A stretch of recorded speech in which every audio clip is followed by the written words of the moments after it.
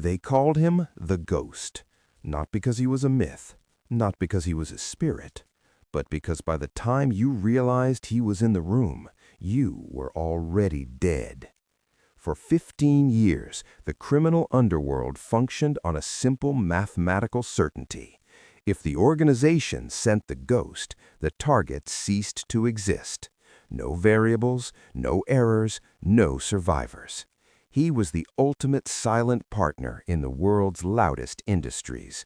He didn't have a bank account. He didn't have a social security number. He had a rifle, a suppressed USP-45, and a code that had never been broken. Until the night the code met a child.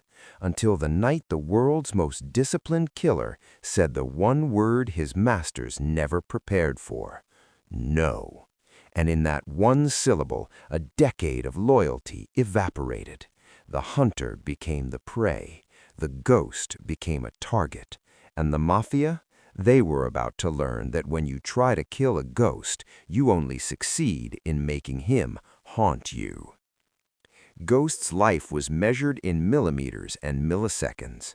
To the high table, the shadowy collective of 5 families that ruled the global black market, he wasn't a man, he was a biochemical delivery system.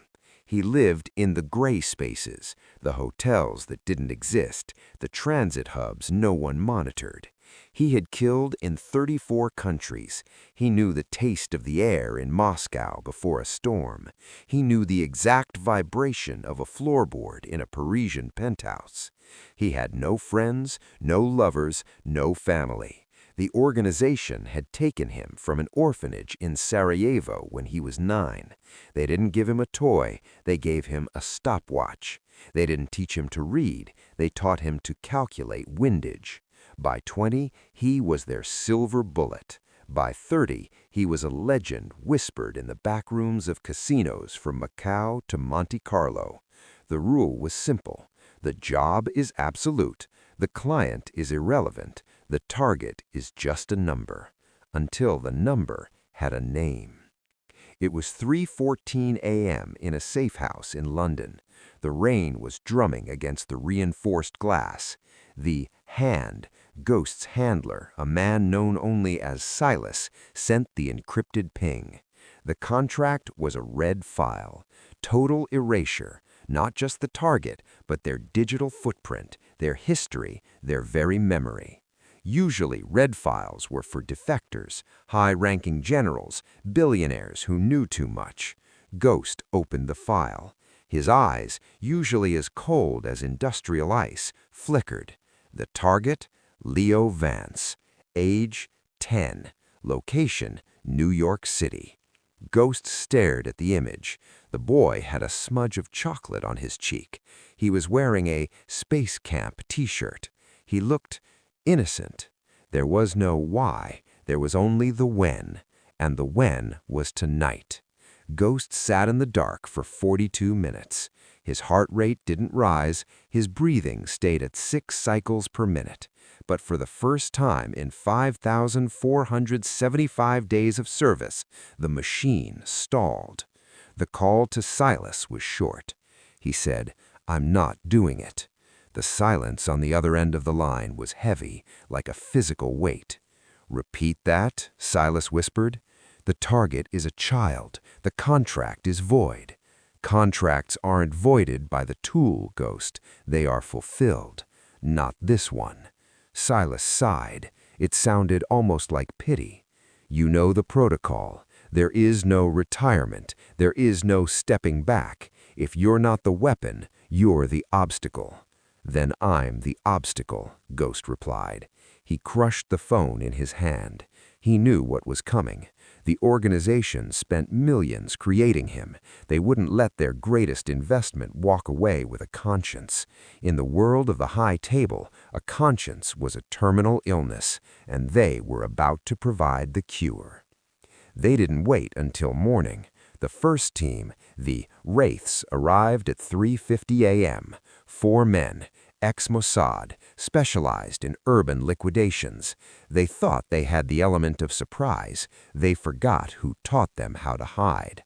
Ghost wasn't in the bed. He wasn't in the bathroom. He was in the air vents. When the first flashbang went off, Ghost didn't blink. He dropped from the ceiling like a predator from a nightmare. 4 seconds, 3 shots, 1 broken neck.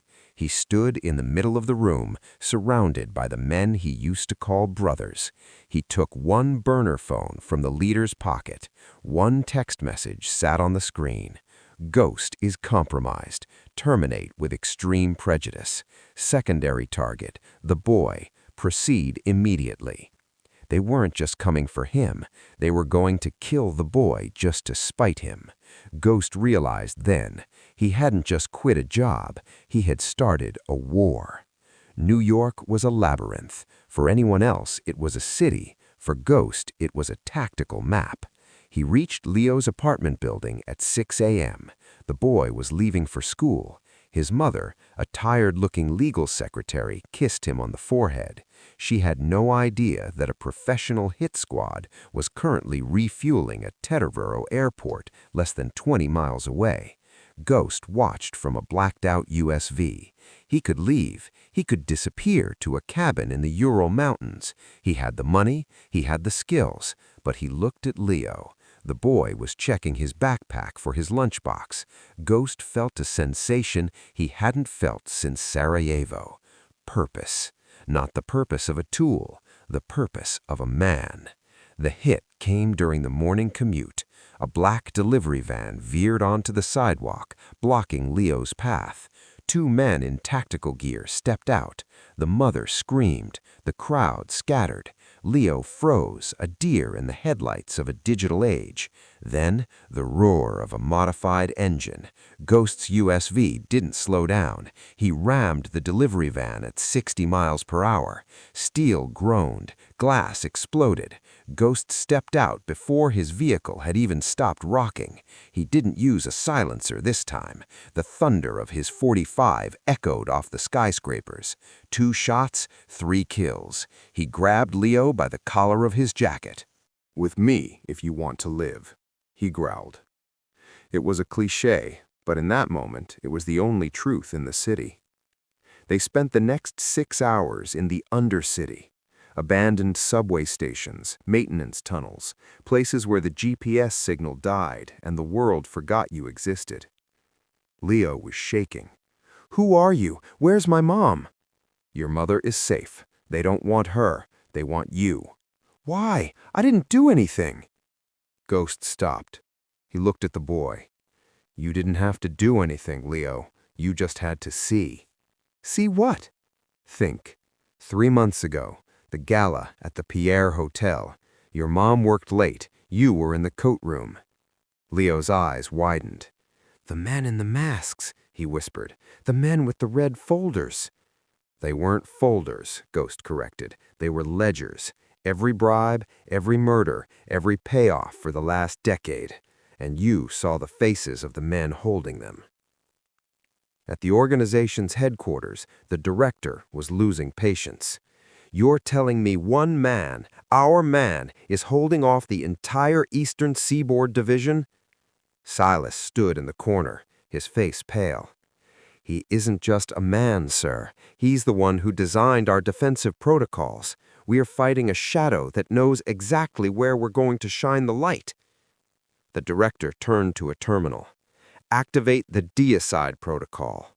Silas gasped. "Sir, that's for foreign invasions. The collateral damage—" "The collateral damage is the cost of doing business. Burn the city if you have to, but I want Ghost's head, and I want the boy silenced."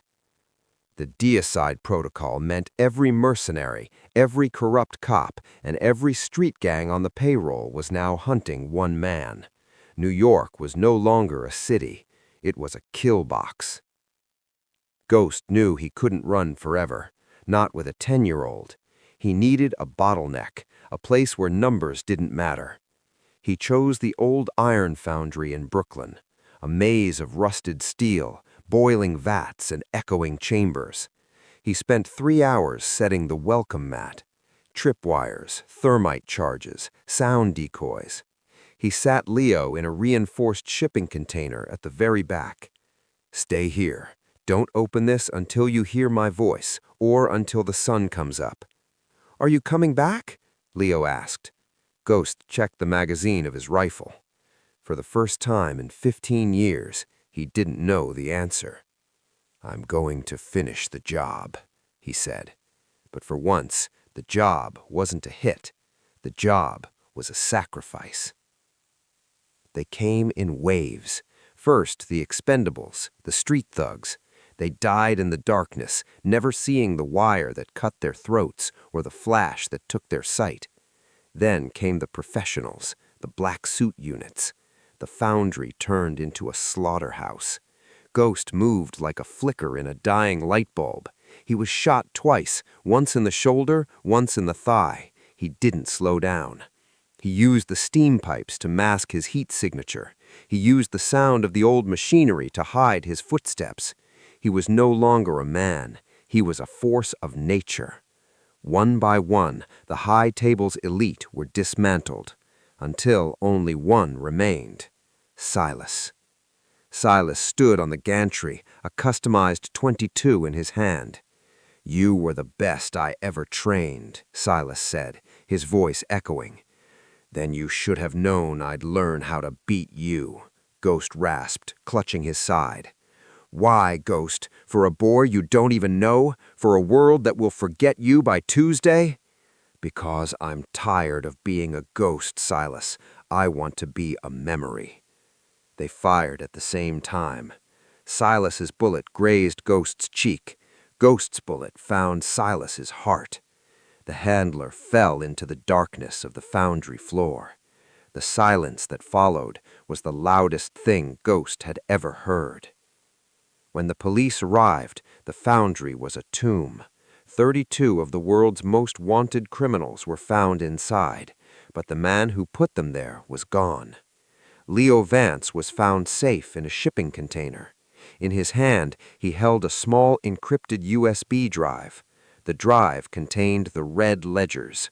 Within 48 hours, the high table began to crumble. Senators were arrested. CEOs disappeared. The organization was decapitated. Leo and his mother were put into witness protection. They moved to a small town in Oregon. Leo grew up. He went to college. He became a lawyer. He never saw the man from the foundry again. But every year on his birthday, a small package would arrive.